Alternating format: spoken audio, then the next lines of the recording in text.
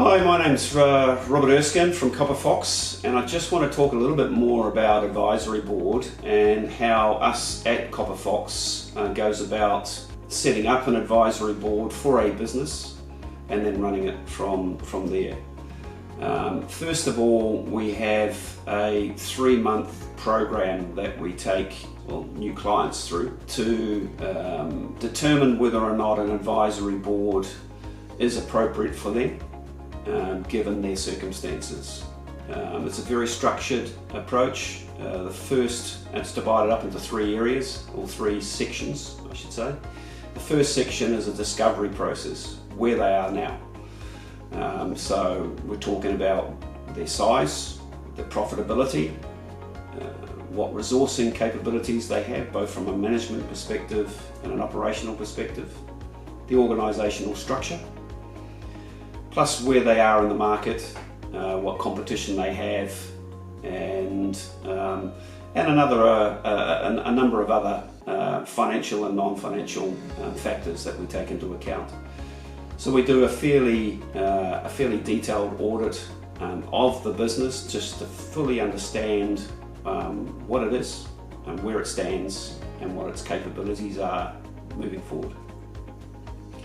The second part of the process is to really look at the market itself, look at what it's doing, where this particular business is positioned in that market, what trends are occurring from a macro economic perspective as well as within that particular industry, what's changing, just to get a feel of where the business is positioned and where it should be positioned based on those trends, and come up with an assessment of where it is versus where it should be, based on what's happening in the market, both short, medium and long term. The third and final part of that is really looking at, if changes need to be made, what are they? What are the options? And we're talking about 4 or 5 areas that we would focus on. One is your capability, your resourcing, and whether or not that resourcing is adequate for what you want to achieve.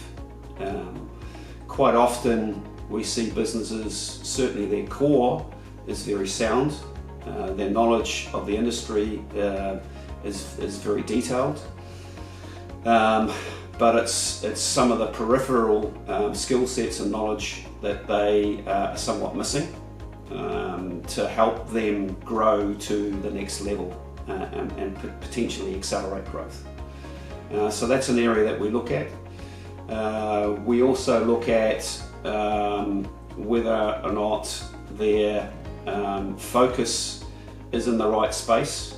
So here it's about looking at what they're doing at the moment, what's working, what's not working, why are they continuing to put resources in areas that aren't working, and so it might be a case of refocusing those resources to put even more on those areas that are working and that can help accelerate growth and profitability, whether it's selling products or whether it's making products or providing services. Same principle applies. The other area we'd be looking at is the potential for mergers and acquisitions. Are there opportunities out there to accelerate growth through acquisition of competition or of complementary businesses, depending on the strategy that's formulated. Debt is a question that we'd have to look at. We'd have to look at the capacity to borrow money, or whether or not you are looking at an equity investor. If you're highly geared already, then it would have to be probably equity that you're looking at introducing into the business to help accelerate growth. Again, back to internal operations, another focus would be on making the business more efficient. So looking at automation, looking at eliminating unnecessary processes and procedures that aren't adding any value to the business. But that automation and digitalisation, that's an important consideration. Depending on the type of business and what it's doing, there may be a significant gain from automation and digitalisation, whereas in others it may be less so, but it's still adding to that end goal of making the business more profitable, scalable, and with the ability of accelerating its growth. So those are probably the main areas that we would look at in that third stage, and that would establish from that, the end of that 3-month process, we would have a clear plan as to what the business should be doing, where it should be positioned, and have some options there available to us as to how to get there.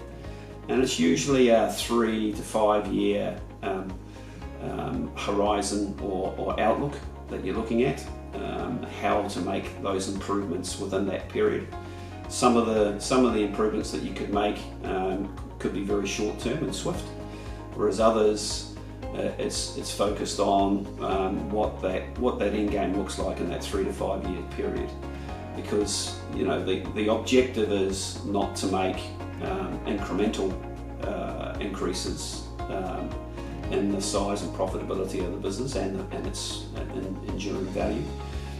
It's to make significant changes and significant improvements that will transform the business into a leader within whatever sector they operate in.